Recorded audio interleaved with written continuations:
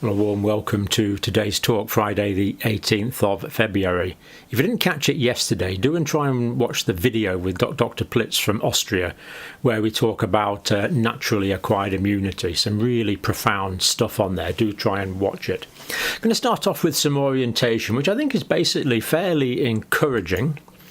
So here we have new cases. Now, the Netherlands, of course, the cases had jumped up dramatically with Omicron, obviously, and now they've jumped down dramatically, which is good to see. Cases are down there. Now, the degree to which that is a reduction in cases or a reduction in testing, I'm not so sure. But let's look at some other countries: Australia, United Kingdom, United States, New Zealand, Canada. Well, the trends are all down there, but in the United Kingdom, this downward trend in cases is probably not as real as this looks. So there are some testing problems. And basically the UK government is talking about stopping giving away free tests, and I don't think many people will buy them. So I think the era of mass testing is probably coming to an end. So this data here that we have used for quite some time is probably becoming a little fragmentary now. But the variant data is pretty good. We think this is accurate and, well, speaks for itself. It's Omicron. Having displaced Delta virtually everywhere, still a little bit in New Zealand, but still sporadic in New Zealand. Now, the R value. So that's the R value of 1 there. Now, the Netherlands, we see, the R value is just about to go into negative, below 1, where cases start dropping. New Zealand has gone up quite dramatically. And I must say this is exactly what we said would happen because it's Omicron. In New Zealand, it was bound to spread throughout the country rapidly. But then we've got Australia, Canada, United Kingdom, United States going down. But as we say, that's based on testing data. So this is less reliable than it was. This chart is much less reliable than it was a few weeks ago, as testing data becomes patchy. But this is completely reliable, patients in hospital. So the United States going down nicely, Canada going down nicely, United Kingdom going down nicely, Australia going down nicely. Netherlands, again, a bit of a delay. Things were a little behind the rest of, well, behind the UK and behind the United States and certainly behind South Africa and Netherlands, but not expecting that to go up dramatically. So we know this is accurate. So this is the important data, of course, how many people are hospitalised, and it's going down really quite well in all of these countries. Deaths also going down. The fact that deaths now, again, the death data is completely reliable. It's not like testing data where some gets through and some doesn't. The testing data is, like the hospitalisation data, completely reliable. And of course, it's the more important data set as well. United States still high. I mean, the official deaths in the United States are well over 900,000 now. And the excess deaths in the pandemic period in the United States are well over 1 million. So no question there's been a lot of deaths in the States. But starting to come down now, albeit painfully slowly. Canada, United Kingdom going down. Australia, Netherlands and New Zealand.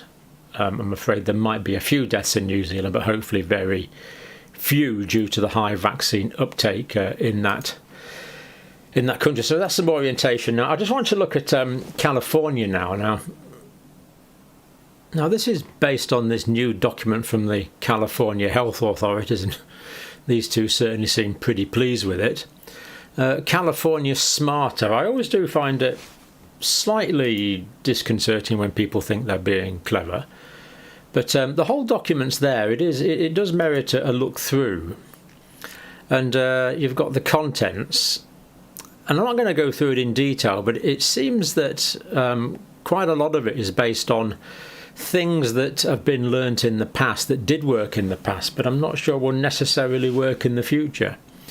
So it seems like they're going to rely quite widely on shots, on vaccinations, on masks, and various other things there that are quite hard to argue with. My question is, are these things that have been beneficial in the past, are they still going to be beneficial as we move into endemicity, as we move into the mass immunity that's being generated by what many might think is the helpful arrival of Omicron? Now, having said that, Omicron has caused a lot of deaths in the States, there's no question about it, but had Delta carried on, it may well have caused more. So just slightly concerned about the strategy there, and I'm just hoping that it's not politicised as well. And I don't say that sarcastically, I'm just hoping that it's not, because it does tend to give a very sort of optimistic, self-congratulatory view. And if you live in California, you're better placed than I to decide if your authorities have in fact been smart, given that the large amount of deaths that we have had in California. So moving on to the Zoe COVID symptom tracker data.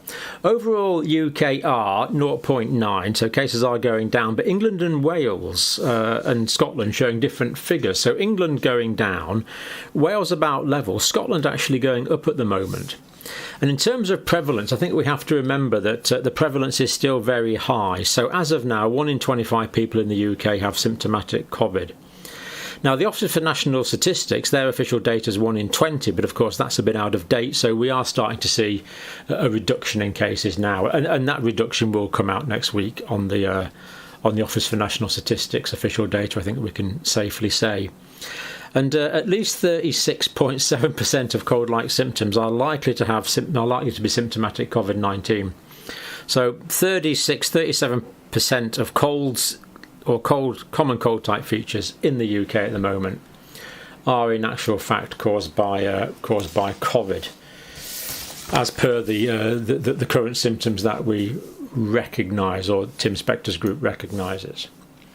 So Tim says cases remain historically high. 1 in 25 people currently have COVID. Yes, but we're also developing very high levels of immunity, as I'm sure Tim would recognise. And numbers are still increasing in Scotland and Northern Ireland. Hospital and ICU admissions are low, which is very gratifying, despite rising cases. The Zoe data doesn't yet suggest we've entered a stable or endemic phase, and Tim is talking about déjà vu. So the point is, when you become endemic, it becomes stable and predictable. And at the moment, to be quite honest, it's not predictable. And this is what Tim means. Now, by déjà vu, I think he means this. This is where we are now, and it looks suspiciously like, well, we're there now, and it looks suspiciously like this. So I think that's what Tim's talking about for a feeling of déjà vu there. Looking at the other data, these are new cases, and we do see they have started to go down slightly. And as we've said, that will be reflected in the Office for National Statistics data next week. But Tim's absolutely right. We can't say it's endemic because it's still unpredictable. We don't know where this is going to go yet. We assume this is going to go down, or will it stay bobbing along this peak, going up and down a bit for some time? We don't know. It's not endemic, so we can't predict it. It's completely correct. So we still really don't know. But we are encouraged by the large amount of natural immunity that's being developed, and we are encouraged by the continuing reduction in hospitalisations, which of course is what we hope to see continue, and I believe we will see continue. So incidence rate by region, this was the big London peak here. So you can always look at Tim Spector's site. I've put it all, I always put the link on there, but basically we see in most regions of England at least, cases are going down, but in Wales they're flat, and in Scotland they're going up a little bit. And here we see that incidence rate in England, Wales, Scotland and Northern Ireland. So, well, Northern Ireland going quite high actually. England going down, Scotland going up, and Wales in red, roughly flat, exactly as the R values indicated. And of course the UK average, because most people in the UK live in England, that affects the overall average, mostly giving us an overall negative R value, but hiding those regional differences. Incidence by age group, so 0 to 17 is going down, 18 to 34 is pretty flat. Good to see the reduction in the parental generation, and the older generation still lower numbers overall. And these are the comparison of new common cold type features. So here we have COVID with respiratory symptoms. So basically this blue line, if you like, is COVID colds, which basically did have a higher prevalence than non-COVID colds. So this is colds caused by all the other viruses. And of course, this will include the other 4 endemic coronaviruses, as well as the rhinoviruses and other things that cause colds. So we see a lot of the cold type features still caused by COVID in the United Kingdom. And that's Tim's déjà vu there. It is remarkably reminiscent of what we had before. A bit of a roller coaster, making it very, very difficult to predict. We'll be truly endemic when we can predict what's going to happen, when the cases are predictable and bumbling along from week to week. But of course, by that time, we probably won't be measuring it. So that's what Tim means by his déjà vu, and I see exactly what he means. Now, Tim Spector says this: my advice would still be self-isolating for 5 days from the first symptoms when infection is high. So basically, Tim's still advocating slowing down the spread of the virus, although it's really hard to see how this can be done. Omicron is going to be, well, it's most places now, and it's going to be everywhere, and we can all expect to be infected with Omicron. I tested 2 days ago and I still haven't got it, so I don't know. I'd love to have an antibody test. I was actually talking to my GP secretary this morning, and I said, "Can I have an antibody test, please?" And the answer was less than encouraging. So, I mean, the question in my mind is, if natural immunity is giving probably better immunity than vaccination, wouldn't it be cheaper to do antibody tests than it would to carry on with the vaccination programme? But that's not the way we're going, unfortunately.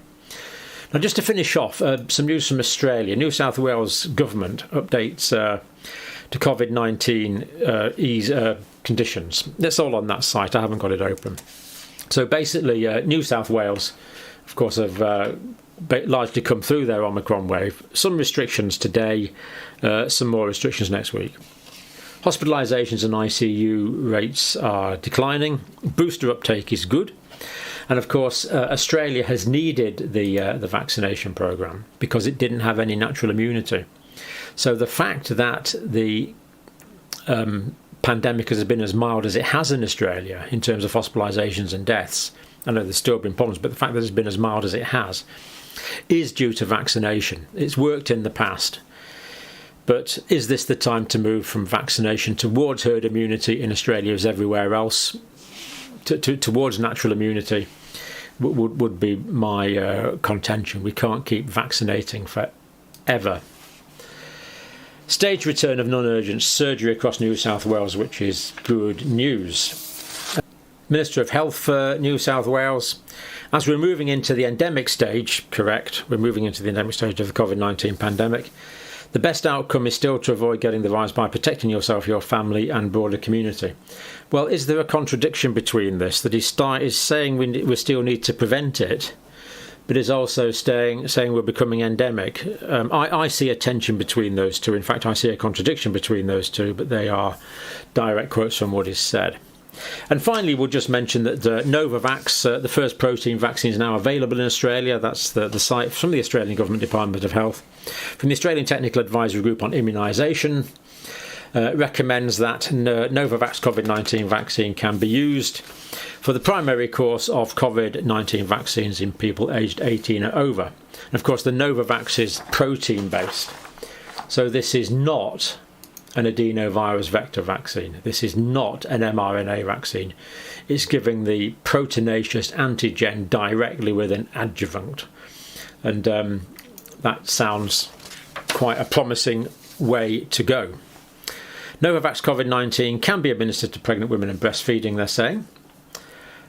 People with severe immunocompromised are recommended to receive 3 primary doses of COVID-19 vaccine, and Novavax can be used for this.